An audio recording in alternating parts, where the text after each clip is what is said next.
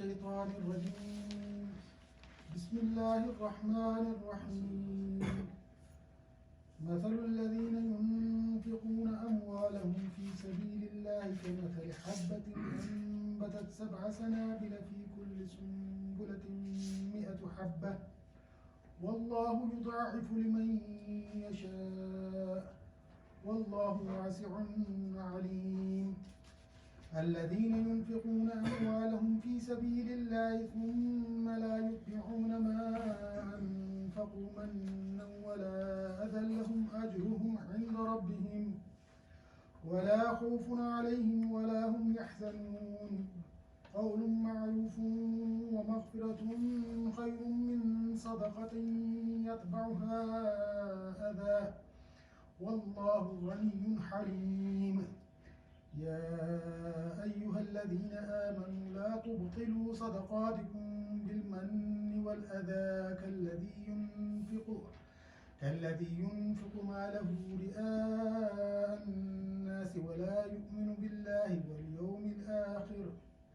فمثله كمثل صفوان عليه تراب فأصابه وابل فتركه صلدا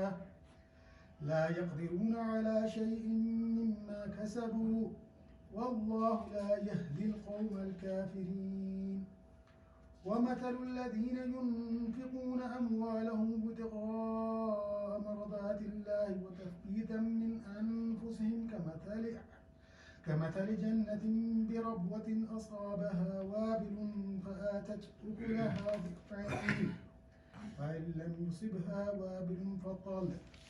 والله بما تعملون بصير. أيود أحدكم أن تكون له جنة من نخيل وعناب تجري من تحتها الأنهار له فيها من كل الثمرات وأصابه الكبر وله ذرية ضعفاء فأصابها إحصار فيه نار فاحترقت كذلك يبين الله لكم الآيات لعلكم تتفكرون. يا أيها الذين آمنوا أنفقوا من طيبات ما كسبتم ومما أخرجنا لكم من الأرض ولا تيمموا الخبيث منه تنفقون ولستم بآخذيه إلا أن تغمضوا فيه واعلموا أن الله غني حميد. الشيطان يعدكم الفقر ويأمركم بالفحشاء والله يعدكم مغفرة منه وفضلا والله واسع عليم. يؤتي الحكمة من يشاء ومن يؤت الحكمة فقد أوتي خيرا كثيرا وما يذكر إلا أولو الألباب. وما أنفقتم من نفقة أو نذرتم من نذر فإن الله يعلمه وما للظالمين من أنصار. صدق الله العظيم. ترجمہ: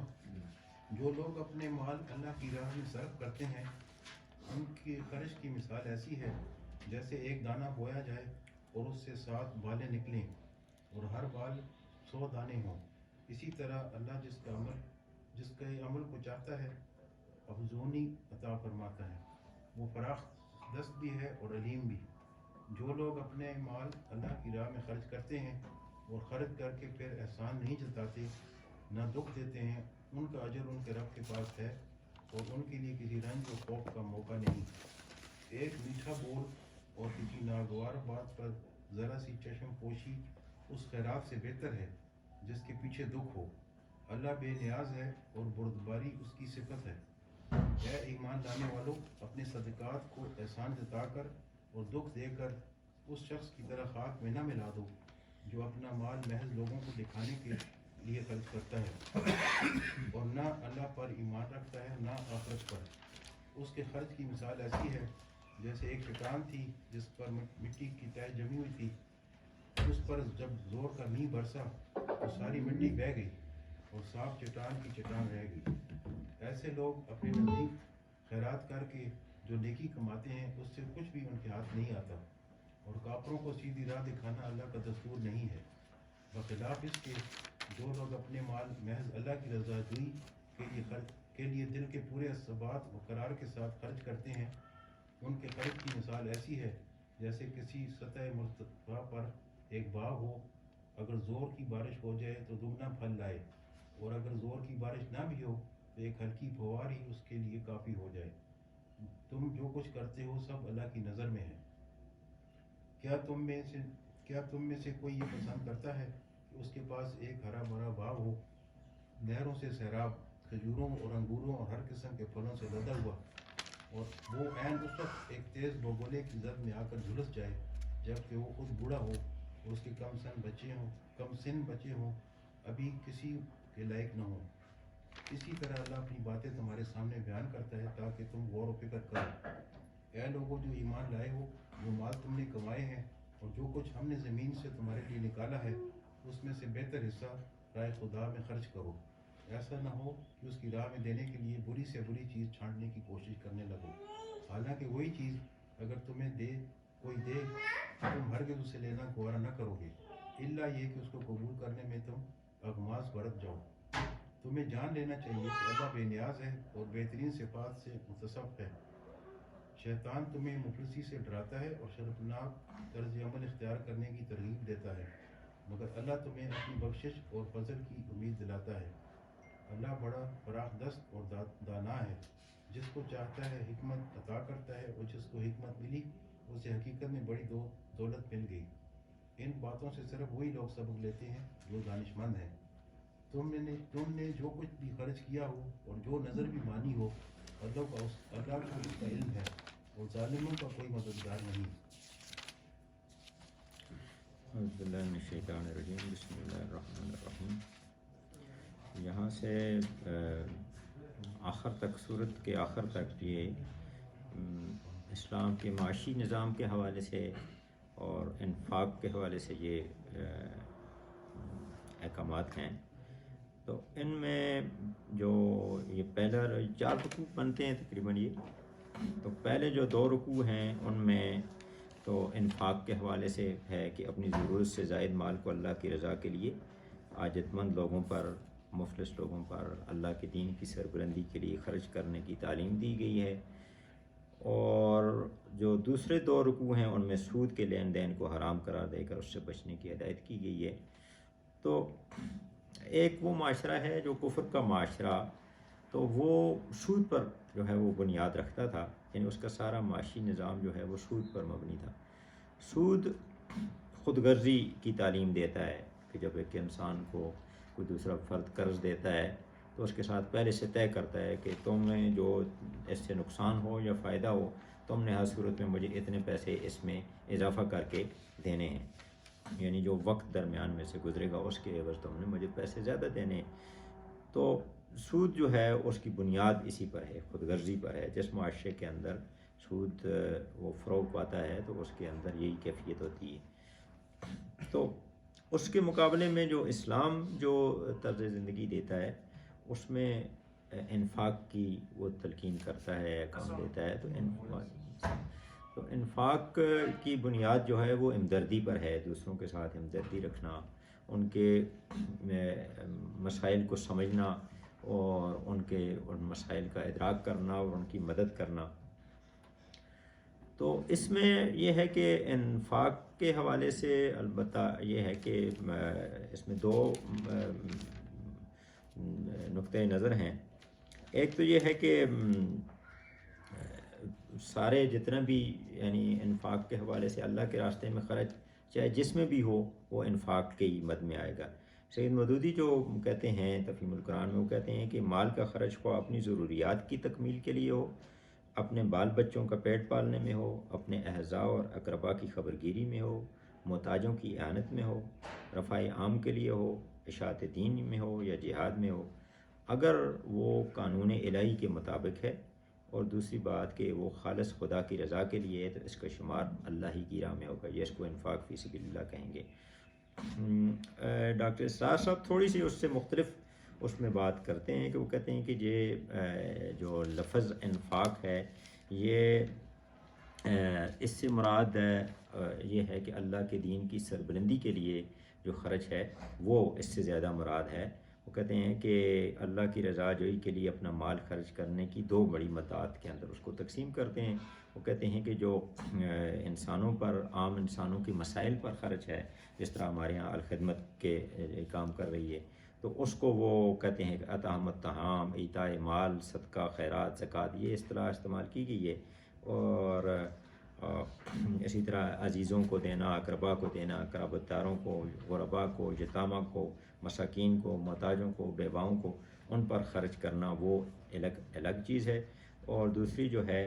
عین اللہ کے دین کے لیے خرچ کرنا، وہ اس کو اس میں کہتے ہیں کہ جس طرح جہاد کے لیے خرچ ہوا، اللہ کے دین کی سربلندی کے لیے استعمال ہوا، جس طرح یہ ہے کہ ہم یہ جماعت اسلامی جس طرح کام کرتی ہے تو اس کے بہت سارے سرگرمیاں ہوتی ہیں، اس میں الیکشن ہے، دوسرے معاملات ہیں، اس میں جو خرچ جو ہے جتنے بھی ہوتے ہیں، تو بنیادی مقصد اس کا اللہ کی دین کی اقامت ہوتا ہے کہ اللہ کا دین غالب آ جائے۔ اور اللہ کا نظام جب غالب آئے گا تو اس صورت میں خود ہی وہ نظام بذات خود ایک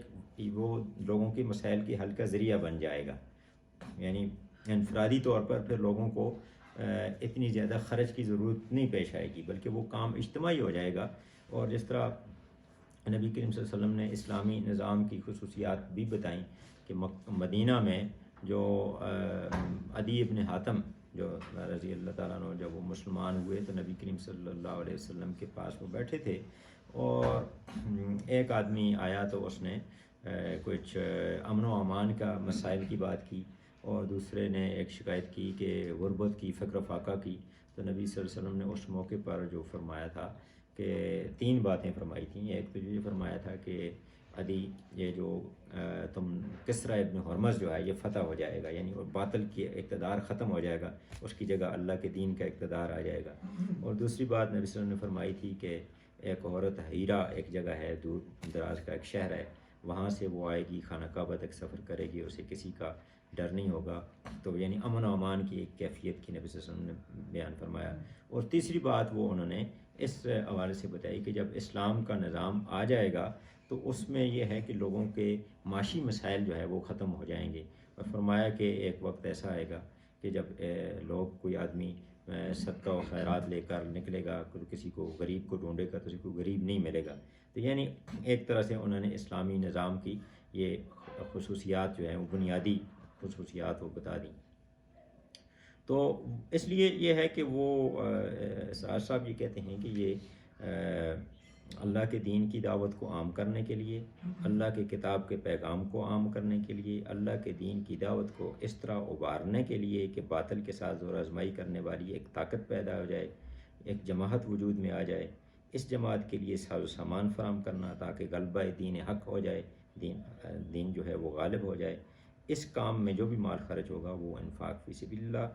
یا اللہ کے ذمے قرضہ کے ضمن میں آئے گا، اس کے لیے یہ قرآن یہ اصطلاحات استعمال کرتا ہے۔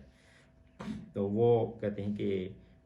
یہ خرچ اللہ کے راستے میں خرچ اس لیے کیا جانا چاہیے تاکہ امت مسلمہ دعوت دین کی ذمہ داری ادا کر سکے، شر کی قوتوں سے وہ توانائی سلب کر سکے جو مومنوں پر دسترازی کرنے، فساد فی الارض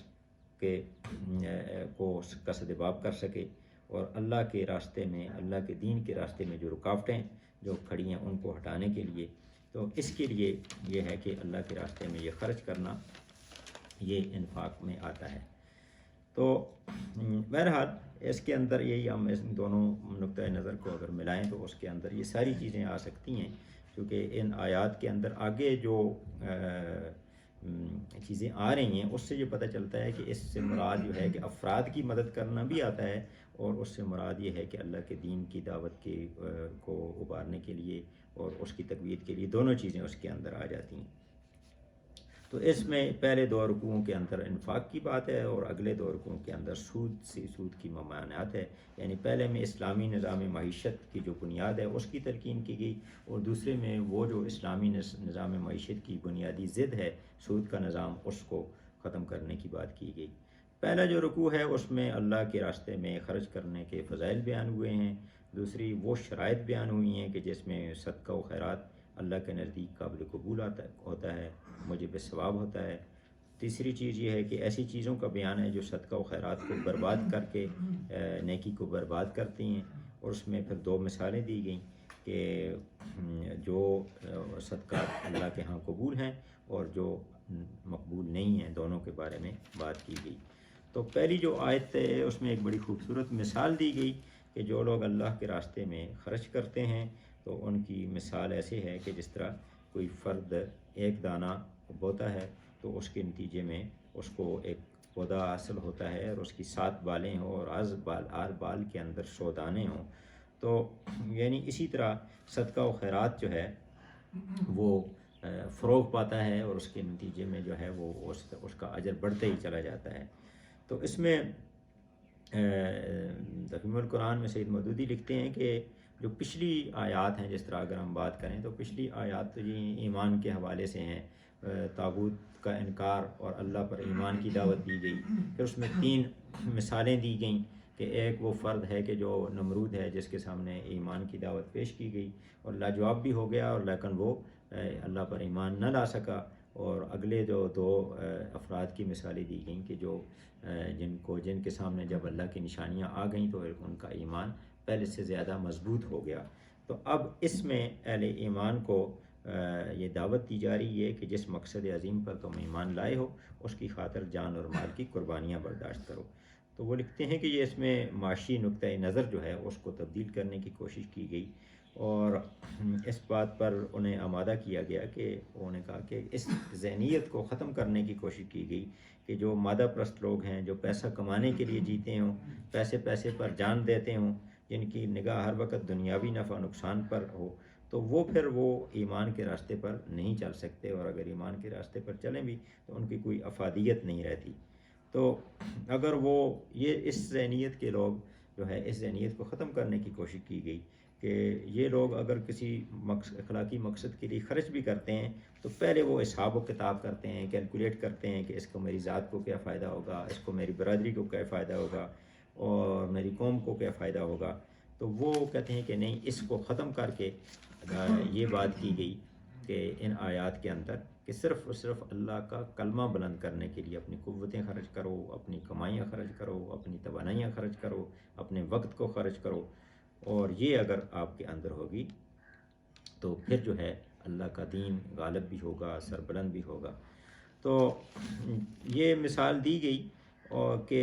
بظاہر تو یہ ہے کہ یعنی اس سے ایک کے بدلے میں 700 گنا کا جو ہے وہ ایک تشبیہ دی گئی کہ اللہ تعالیٰ 700 گنا دیتا ہے، لیکن اس کے بعد پھر یہ بھی کہا گیا کہ واللہ یضاعف لمن یشاء، اللہ تعالیٰ کے اختیار میں ہے کہ اس سے زیادہ بھی دے سکتا ہے، یعنی صرف 700 گنا نہیں ہے، اس سے زیادہ بھی ہے۔ یہ تو ایک مثال دی گئی، اور اللہ تعالیٰ واسع ہے، علیم ہے، اس کے خزانوں میں کوئی کمی نہیں ہے، اور اس لیے اللہ کا اجر جو ہے وہ بے پناہ ہے، وہ علیم بھی ہے، وہ جانتا بھی ہے کہ کس نیت کے ساتھ دی جا رہی ہے، اور وسعت والا بھی ہے، اس کی جو وسعت ہے اس سے کوئی بھی چیز پوشیدہ نہیں ہے، وہ نیتوں کے حال سے بھی واقف ہے اور اسی کی بنیاد پر وہ اجر دے گا۔ تو اس میں ایک معرفت القرآن میں جو مفتی شفیع صاحب نے اس کی انہوں نے کہا کہ اس میں دانہ گندم کی جو مثال دی گئی ہے تو اس میں کہا گیا کہ کاشتکار جب ایک دانہ گندم سے 700 دانے اسی وقت حاصل کر سکتا ہے جبکہ 3 اس کے اندر خاصیتیں ہوں۔ ایک تو یہ ہے کہ وہ بیج جو ہے عمدہ ہو، خراب نہ ہو، یعنی بیج کی حیثیت اگر دیکھا جائے تو اکثر جگہوں پر بیج کی حیثیت ایمان کی دی گئی ہے کہ ایمان اصل میں در حقیقت بیج کی حیثیت رکھتا ہے، اور یعنی کہ نیت درست ہونی چاہیے، ہماری اللہ کی رضا ہونی چاہیے۔ دوسری بات کہ کاشتکار کاشتکاری کے فن سے پوری طرح واقف ہو، اور تیسری زمین بھی عمدہ ہو، بنجر و پتھریلی نہ ہو، وگرنہ وہ بیج ضائع ہو جائے گا۔ اور تو اس لیے کہا گیا کہ اس کی مثال یہ ہے کہ جو مال اللہ کی راہ میں خرچ ہو وہ پاک ہو، حلال ہو، نیت درست ہو اس کی کہ اللہ پاک و حلال کے سوا کسی چیز کو قبول نہیں کرتا۔ دوسری چیز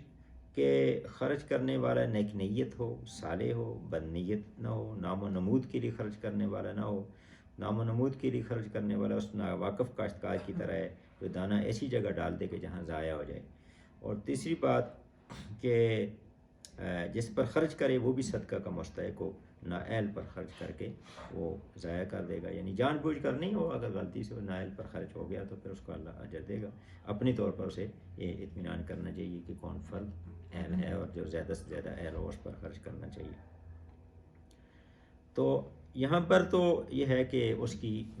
جو پہلی آیت ہے اس میں اس کا انفاق اللہ کے راستے میں خرچ کرنے کا اجر بیان کیا گیا۔ اب یہ ہے کہ اگلی آیت میں دو ایسی چیزوں سے منع کیا گیا کہ اگر وہ ہوں گی تو پھر یہ انفاق فی سبیل اللہ کا اجر ضائع ہو جائے گا، پھر اس کا اجر نہیں ملے گا، کہ جو لوگ اب اپنے مال اللہ کی راہ میں خرچ کرتے ہیں اور پھر خرچ کر کے احسان جتانے میں احسان نہیں جتاتے، نہ دکھ دیتے ہیں، تو ان کا اجر ان کے رب کے پاس ہے۔ اب یہ اس کی خصوصیات بیان کر دی گئیں کہ اللہ کے راستے میں خرچ کرنا ہے لیکن کچھ چیزیں اس کے اندر نہیں ہونی چاہیے، اور ان کے لیے کسی رنج اور خوف کا موقع نہیں ہے، کہ یعنی انہیں کوئی خطرہ نہیں کہ ان کا اجر ضائع ہو جائے گا، اور وہ دوسری بات یہ ہے کہ اپنے خرچ پر وہ کبھی پشیمان نہیں ہوں گے۔ تو مطلب یہ ہے کہ ایک تو یہ ہے کہ وہ احسان نہیں جتاتے، اگر فرد پر ہے تو اس کا بھی یہ ہے کہ اس کو احسان جتانا نہیں چاہیے، اور اگر تنظیم کو دیا ہے تو اس کے اندر بھی یہی ہے کہ اس کوئی بنیاد پر یہ ہے کہ اسرار صاحب کہتے ہیں کہ وہ ایسا طرز عمل نہ ہو کہ میں نے فلاں وقت میں اتنا چندہ دیا تھا تو میرا حق زیادہ ہے، میری بات مانی جانی چاہیے، تو یہ نہیں ہے، بلکہ اسی طرح یہ تکلیف دہ کلمہ ہے، اسی طرح دل آزاری نہیں کرنی چاہیے۔ معرف قرآن میں لکھا ہے کہ عقارت کی بات نہیں ہونی چاہیے، ذلت کی بات نہیں ہونی چاہیے۔ تو ہمارے معاشرے کے اندر اس طرح کے رویے ہیں، کسی جگہ کئی جگہوں پر اب ہوتا ہے۔ تو اس میں یہ ہے کہ جو فرد دے رہا ہوتا ہے اس کے اندر جھوٹی برتری کا احساس نہ ہو، یہ اس میں جلال القرآن میں سید قطب شہید نے لکھا ہے، احسان جتانے سے مراد یہ ہے جھوٹی برتری کا احساس، اور لینے والے کو ذلیل کرنا، اور لوگوں کی توجہ، لوگوں کو اپنی بخشش دکھانا، یہ بھی اسی کے اندر آ جاتا ہے، احسان جتانے میں آ جاتا ہے، لوگوں پر احسان جتائیں۔ اور تو یہ جو شرائط ہیں یہ ہونی چاہیے کہ احسان نہ جتایا جائے، اور جس کو دیا جائے اس کے ساتھ اس کو ذلیل و خوار نہ کیا جائے، اس کی عزت کو نقصان نہ پہنچایا جائے، اور اس سے ایسا برتاؤ نہ کیا جائے کہ وہ اپنی حقارت اور ذلت محسوس کرے، اس کو تکلیف ہو۔ تو یہ دونوں چیزیں، تکلیف بھی اور احسان جتانا آپس میں لازم و ملزوم ہے، یعنی اگر آپ احسان جتائیں گے تو لازماً جو ہے اس کے نتیجے میں اس کو تکلیف ہوگی۔ تو ہر وہ چیز جو باعث رنج کا باعث رنج اور اذیت کا باعث ہو، اس میں رنج میں تدبر القرآن میں امین حسن اسرائی صاحب لکھتے ہیں کہ یہ جسمانی رنج بھی ہو سکتا ہے، جذباتی بھی ہو سکتا ہے، روحانی بھی ہو سکتا ہے، طعنہ اور تشنیع بھی ہو سکتا ہے، توہین اور تحقیر بھی ہو سکتی ہے، اور اس کو یہ توقع رکھنا کہ وہ زندگی بھر ممنون احسان رہے، اور ایسا نہ ہو تو اس کو طعنے دینا، اس کو ذلیل کرنا، یہ ساری چیزیں اس کے اندر آ جاتی ہیں، یہ چیزیں نہیں ہونی چاہیے۔ تو اس لیے اگر یہ چیزیں ہوں گی تو پھر ان کے لیے فرمایا گیا کہ لہم اجرہم عند ربہم، ان کا اجر ان کے رب کے پاس ہے، وہ ولا خوف علیہم ولا هم یحزنون، نہ انہیں کوئی خوف ہوگا اور نہ انہیں کوئی غم ہوگا۔ تو یہ کہا گیا کہ یہ جنت کی تعبیر ہے، بہت ساری اور جگہوں پر یہ جنت، اہل جنت کے لیے یہ خاصیت بیان کی گئی ہے کہ ان کو نہ کوئی خوف ہوگا اور نہ ان کو کوئی غم ہوگا۔ آگے پھر کہا گیا کہ 263 آیت میں کہ قول معروف و مغفرۃ خیر من صدقۃ، تو یہ ایک میٹھا بول اور کسی ناگوار بات پر ذرا سی چشم پوشی اس خیرات سے بہتر ہے جس کی پیچھے دکھ ہو۔ یعنی صدقہ تو دے دیا لیکن اس کے ساتھ ساتھ اس کو کچھ باتیں بھی سنا دیں ساتھ ساتھ، اور اس کی دل آزاری بھی کر دی، تو اس سے بہتر یہ ہے کہ قول معروف، ایک اچھا قول جو ہے نرمی کے ساتھ جواب دے دیں، اس کی معذرت کر لیں، تو یہ اس سے بہتر ہے کہ ضرورت مند کو کچھ دے بھی دیں اور ساتھ ساتھ اس کی بے عزتی بھی کر دیں۔ تو یہ جو چیز ہے یہ نہیں ہونی چاہیے۔ تو اس لیے کہ اللہ غنی ہے اور حلیم ہے، تو اس کی جو بات کی گئی غنی اور حلیم کی، تو یہ اس لیے بتائی گئی کہ اللہ تعالیٰ تو غنی ہے، اس کو تو ضرورت نہیں ہے یہ کہ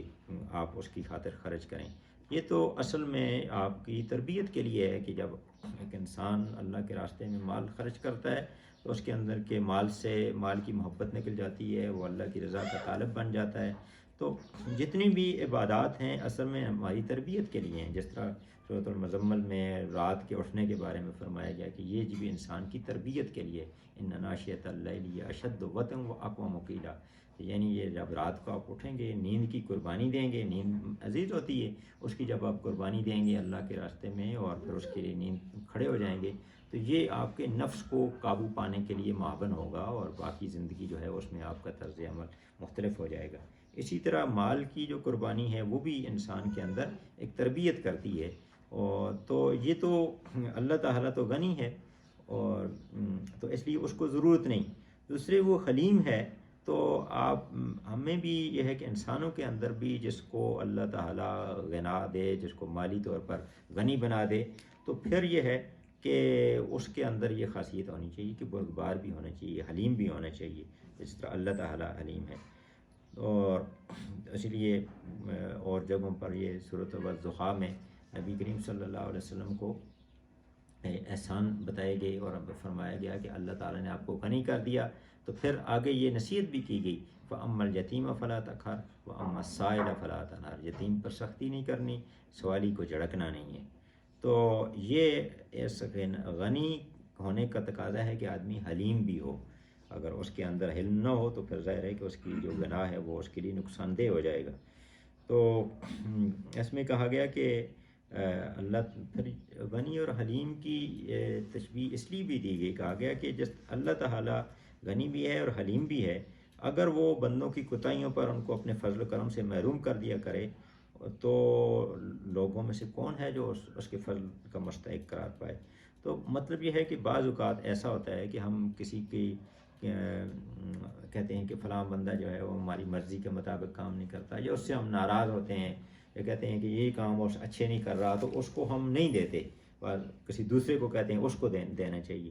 تو وہ کہا گیا کہ اللہ تعالیٰ تو غنی اور حلیم ہے، وہ اگر ہماری غلطیوں پر ہمیں محروم کرنا چاہے تو پھر ہمیں تو کچھ بھی نہیں ملے گا۔ اسی طرح ایک غنی جو ایک فرد جو ہے وہ اس کے اندر غنا بھی جس کے اندر ہے تو اس کے اندر حلم بھی ہونا چاہیے۔ اور اللہ تعالیٰ کی یہ صفات ہیں، تو ایک فرد جو ہے وہ اللہ کے راستے میں خرچ کرنے والا ہے، اس کے اندر سے یہ صفات ہونی چاہیے۔ مثلاً سورۃ آل عمران کی یہ ایک آیت میں بھی ہے کہ الذین ینفقون فی السراء والضراء، کہ جو اللہ کے راستے میں خرچ کرتے ہیں مشکل میں اور آسانی میں، مشکل حالات میں بھی اور آسانی کے اندر بھی، ایز اینڈ ہارڈشپ۔ اور اس کے ساتھ یہ بھی بتایا گیا کہ وہ والکاظمین الغیظ، وہ غصے پر قابو پانے والے بھی ہیں، اور لوگوں کو والعافین عن الناس، لوگوں کو معاف کرنے والے ہیں، تو یہ بھی ان کی خاصیت بتائی گئی۔ پھر یہ بھی کہا گیا کہ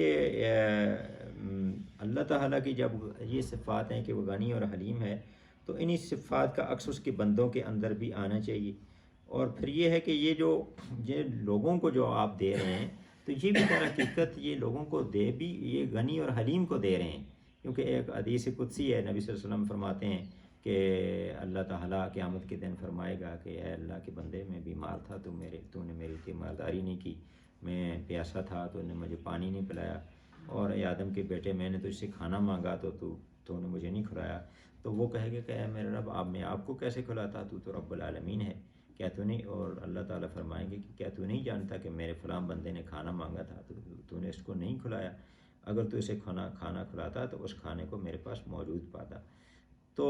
در حقیقت یہ ہے کہ اللہ تعالیٰ غنی اور حلیم ہے، تو ہم کسی انسان کو دے رہے ہیں تو در حقیقت ہم اللہ ہی کو دے رہے ہیں، اس لیے ہمارے اندر حلم جو ہے وہ ہونا چاہیے، اور برداشت کا مادہ ہونا چاہیے۔ تو یہ جو چیز ہے کہ اس میں کافی بحث کی گئی تدبر القرآن میں، کہ اس حوالے سے انہوں نے کہا کہ جس کے غنا کے ساتھ حلم نہ ہو تو انفاق کا حق ادا نہیں ہو سکتا۔ اب وہ علم کے بغیر اگر جو ہے، یعنی برداشت کے بغیر اگر وہ انفاق کرتا بھی ہے تو ثواب کے بجائے الٹا گناہ کما لیتا ہے۔ اور جن کے پاس مال ہوتا ہے ان کے اندر عموماً ایک احساس برتری پیدا ہو جاتا ہے، اس وجہ سے وہ محتاجوں اور سائلوں کو حقارت کی نگاہ سے دیکھتے ہیں، مانگنے والوں کو جھڑک دیتے ہیں، اور کسی مستحق فرد کو اس وجہ سے نہیں دیتے کہ ان سے کوئی شکایت ہوتی ہے۔ تو یہ ساری چیزیں نہیں ہونی چاہیے، صرف جو ہے وہ اللہ کی رضا کے لیے جو ہے وہ خرچ کرنا چاہیے، اور اس کے ساتھ اچھی بات ان کے ساتھ ہونی چاہیے، تکلیف نہیں ہونی چاہیے۔ اور اس میں کہا گیا کہ بعض اوقات اب انسان کیوں ان کے ساتھ جو ہے وہ اس طرح کی تکلیف دہ رویہ کیوں اپناتا ہے، تو ایک تو یہ کہا گیا کہ چونکہ وہ فرد کمزور ہوتا ہے ایک مالدار کے مقابلے میں، تو اس وجہ سے بھی آدمی بڑی آسانی سے اس کی عزت نفس کو مجروح کر دیتا ہے اور اس کے دل زیادہ زخمی ہو جاتا ہے۔ بعض اوقات اس کے خلاف کوئی رنجش ہوتی ہے، اس وجہ سے آدمی یعنی کہتا ہے جی ٹھیک ہے جی تو دیکھو تم نے فلاں موقع پر میرے ساتھ یہ کیا تھا، تو اس کو کچھ باتیں سنا دیتا ہے۔ اور اسی طرح یہ بھی ہے کہ بعض اوقات اس فرد کا رویہ بھی ہوتا ہے کچھ ناگوار ہوتا ہے، تو پھر بھی ترش کلامی کا باعث بن جاتا ہے۔ تو اس لیے یہ ساری چیزیں ذہن میں ہونی چاہیے کہ اللہ کے راستے میں خرچ کے ساتھ ساتھ یہ جو ہے اگر یہ چیزیں ہوں گی تو وہ ٹھیک نہیں ہے۔ اس کے بجائے ایک بہتر یہ ہے کہ اگر آپ نہیں دے سکتے اور نہیں دینا چاہتے تو ایک اچھا کلام جو ہے وہ کر لیں، وہ زیادہ بہتر ہے اس کے ساتھ۔ اور پھر اس کے بعد کہا گیا کہ پھر مزید اس میں تلقین ہے کہ اے ایمان والو اپنے صدقات کو خاک میں نہ ملا تبتلو صدقاتکم، ان کو ضائع نہ کر دو، ان کو خاک میں نہ ملا دو۔ کس کے ذریعے؟ بالمن والعذا، پھر مزید اس کی تاکید کی گئی کہ احسان جتا کر اور تکلیف دے کر۔ تو یہ دونوں چیزیں آپس میں لازم و ملزوم ہیں کہ جو احسان جتانا ہے وہ بذات خود وہ تکلیف دینے کا باعث بنتا ہے۔ تو اس کے بعد پھر تیسری یہ ایک چیز بیان کی گئی کہ جو فرد ریا ناس لوگوں کو دکھانے کے لیے خرچ کرتا ہے، اسرار صاحب کہتے ہیں کہ سرکار کے دربار میں رسائی کے لیے، ٹیکس بچانے کے لیے، ناموری کے لیے، تو یہ سارے اس کے اندر ریاکاری کے اندر آ جاتے ہیں۔ اور ایک حدیث کا حوالہ دیا گیا کہ جس نے صدقہ کیا لوگوں کو دکھانے کے لیے فقط اشرک، اس نے شرک کیا۔ تو در حقیقت اس نے ہونا تو چاہیے کہ صرف وہ اللہ کے لیے کرے، لیکن اس نے وہ انسانوں کو دکھانے کے لیے کر رہا ہے، تو در حقیقت اس نے شرک کر دیا کہ وہ تو اللہ کی رضا کے ساتھ اس نے دوسرے کسی فرد کو ملا لیا۔ اور یہ وہ فرد ہے کہ جو اللہ اور یوم آخرت پر ایمان اس کا نہیں ہے، یعنی اللہ پر ایمان ہوتا تو صرف اللہ کے لیے وہ اپنی عبادت کو کرتا، مخصوص کرتا، اور یوم آخرت پر یقین ہوتا تو پھر آخرت کا جو ہے وہ اجر وہ اس کا مقصود ہوتا۔ اس کے بجائے اس نے تو یہ ہے کہ وہ کہتے ہیں کہ سید مودودی لکھتے ہیں کہ اس کی ریاکاری خود اس بات کی دلیل ہے کہ وہ خدا اور آخرت پر یقین نہیں رکھتا، مگر لوگوں کو دکھانے کے لیے عمل کرنا یہ معنی رکھتا ہے کہ خلق ہی اس کا خدا ہے جس سے وہ اجر چاہتا ہے، یعنی وہ اللہ سے اجر تو نہیں چاہتا، تو وہ یہی چاہتا ہے کہ میں نامور ہو جاؤں، میں لوگوں کے اندر میری شہرت ہو جائے۔ ایک حدیث کے اندر ہے بھی ہے کہ ایک آدمی اللہ قیامت کے دن آئے گا اور کہے گا کہ میں نے بہت زیادہ مال خرچ کیا، اللہ تعالیٰ فرمائے گا تو نے تو لوگوں کے لیے کیا تھا، تو اس کو کچھ بھی نہیں ملے گا۔ تو اور پھر اس سے وہ آخرت کا بھی اس کا یقین ٹھیک نہیں ہے کہ اسے اس اللہ سے اس کی اجر کی یقین نہیں ہے کہ اللہ کے ہاں اس کو سب کچھ ملے گا۔ تو جس کہا گیا کہ کلا بل تحبون العاجلہ وتذرون الآخرہ، سامنے جو نظر آنے والی چیز ہے وہ شہرت ہے، جو وہ چیز اس کی وہ طلب کرتا ہے۔ تو اس کی مثال یہ دی گئی کہ ایسا فرد جو لوگوں کو دکھانے کے لیے کرتا ہے یا اس کے اندر اس کی احسان جتاتا ہے یا تکلیف دیتا ہے، تو مسئلہ کا مسئلہ صفوان ہے۔ تو ایک صفوان چکنے پتھر کو کہتے ہیں، چٹان کو کہتے ہیں، اور اس کے اوپر کچھ مٹی ہے، اور تو اب اس کو اصاب وابل کہتے ہیں، زور کی بارش کو کہتے ہیں، اور فترکہ سلدن، تو بارش اس کے اوپر پڑتی ہے تو وہ ایک چکنے پتھر کی صورت وہ اختیار کر لیتا ہے، اس کا لینڈ سلائڈنگ بھی کہہ سکتے ہیں، اس طرح کہ اس کی یعنی اس کے اوپر کچھ بھی نہیں رہتا، وہ ساری جو اوپر کی مٹی ہے وہ اس کے اوپر سے ختم ہو جاتی ہے اور وہ چٹان کی طرح۔ تو یہاں کہا گیا کہ سید مودودی لکھتے ہیں کہ بارش سے مراد خیرات ہے، یعنی جو اوپر سے، اور چٹان سے مراد وہ نیت اور جذبہ ہے، اور مٹی کی ہلکی تہ سے مراد یہ ہے کہ نیکی کی ظاہری شکل جس کے نیچے نیت کی خرابی چھپی ہوئی ہے۔ تو جب وہ ایک ایسی زمین کے اندر جو ہے وہ کوئی آدمی کوئی چیز فصل کاشت کرتا ہے تو جب بارش زور کی ہوتی ہے تو وہ فصل بھی جاتی ہے اور وہ مٹی بھی ختم ہو جاتی ہے اور فصل بھی چلی جاتی ہے، تو وہ کچھ بھی نہیں اس کا ہوتا. وہ جو اس طرح علامہ اقبال کہتے ہیں کہ جو شاخ نازک پہ آشیانہ بنے گا ناپائیدار ہوگا، تو وہ کیفیت ہو جاتی ہے. تو یہ جو فرد ہے اس کا سب کچھ ضائع ہو جاتا ہے، کیونکہ وہ لوگوں کے لیے خرچ کرتا ہے. تو اس میں اس کے بارے میں فرمایا گیا کہ جو آخر میں ہے کہ واللہ ولا یاد القوم الکافرین، تو کہا گیا کہ یہ کافر سے مراد یہاں اس معنوں میں کافر اللہ کا منکر نہیں ہے، بلکہ اس سے مراد یہ ہے کہ ناشکرہ ہے، منکر نعمت ہے، کہ جو شخص اللہ کی دی ہوئی نعمت کو اس کی راہ میں اس کی رضا جوئی کے لیے خرچ کرنے کے بجائے خلق کی خوشنودی کے لیے صرف کرتا ہے، اور اگر خدا کی راہ میں کچھ مال دیتا بھی ہے تو اس کے ساتھ اذیت دیتا ہے، وہ لوگوں کو احسان جتاتا ہے، تو در حقیقت یہ ہے کہ وہ اس نے یہ رویہ جو ہے کفر کا رویہ ہے، اور اللہ تعالیٰ اس سے بے نیاز ہے. تو ایسے فرد کو اللہ تعالیٰ پھر اگر یہ چونکہ خود ہی وہ اللہ کی رضا کا طالب نہیں ہے بلکہ وہ انسانوں کی خوشنودی کا طالب ہے، تو پھر اس لیے واللہ لا یہدی القوم الکافرین، تو اللہ تعالیٰ پھر ایسے فرد کو جو ہے وہ ہدایت نہیں دیتا. تو اس کے بعد پھر آگے اس کے مقابلے میں جو دوسرا رویہ ہے وہ اس کی بات کی گئی. یعنی ایک تو یہ فرد ہے کہ جو ایک ایسی زمین میں کاشت کرتا ہے کہ جس کے اوپر مٹی کی ہلکی سی تہ ہے، یعنی اس کا مطلب یہ ہے کہ وہ ریا کے لیے لوگوں کو دکھانے کے لیے خرچ کرتا ہے، یا لوگوں کو احسان جتانے کے لیے، ان کو اپنے احسان مند بنانے کے لیے، ان کو تکلیف دینے کے لیے. تو ایک تو وہ فرد ہے، تو اس کے ہاتھ میں تو کچھ بھی نہیں آئے گا. اور اس کے بارے میں کہا گیا کہ ایسے لوگ ان کو کچھ بھی ہاتھ نہیں آتا. لا یقدرون علی شیء مما کسبوا، جو کچھ بھی ہے وہ جو کچھ انہوں نے کمایا ان کو کچھ بھی نہیں ملے گا. دوسرے اس کے مقابلے میں جو دوسرا فرد ہے وہ ہے کہ جو اللہ کے راستے میں صرف اور صرف اللہ کی رضا کے لیے خرچ کرتے ہیں. ينفقون اموالهم ابتغاء مرضات اللہ کی رضا کے لیے خرچ کرتے ہیں.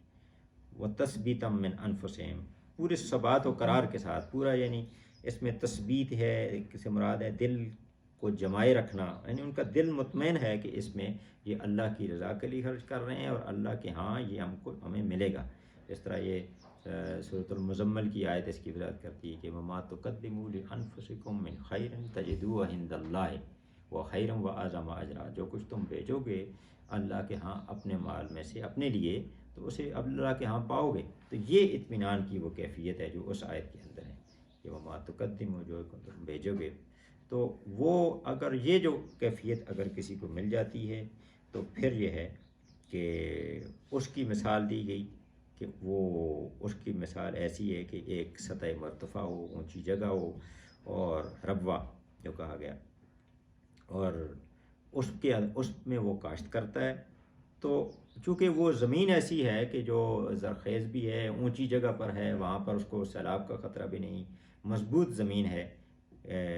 جس میں کاشتکاری کا فائدہ ہونا ہے، تو وہاں پر وہ جب کاشت کرتا ہے تو اس کے لیے یہ ہے کہ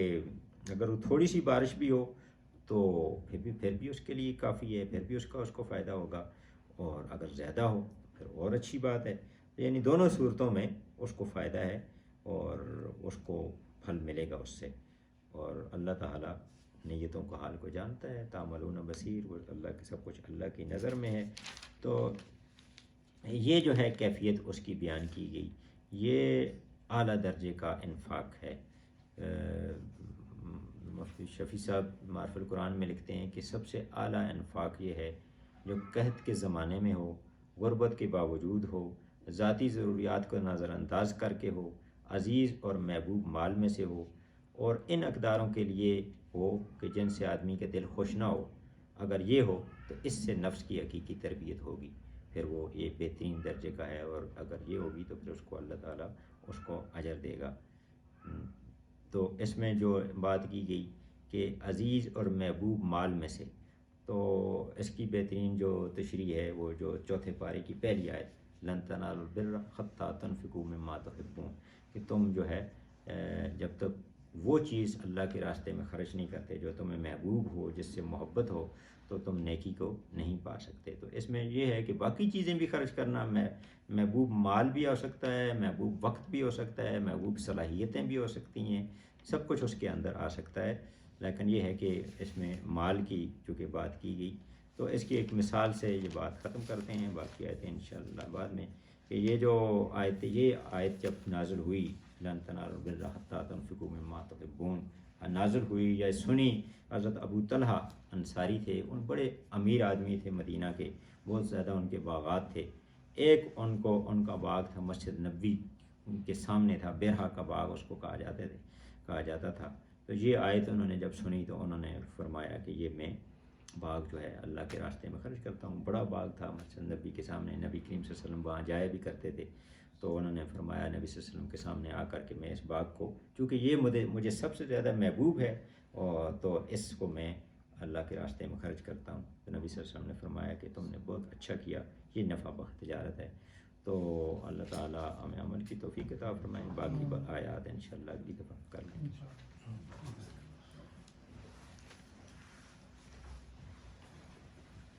عبدالخالق بھائی آپ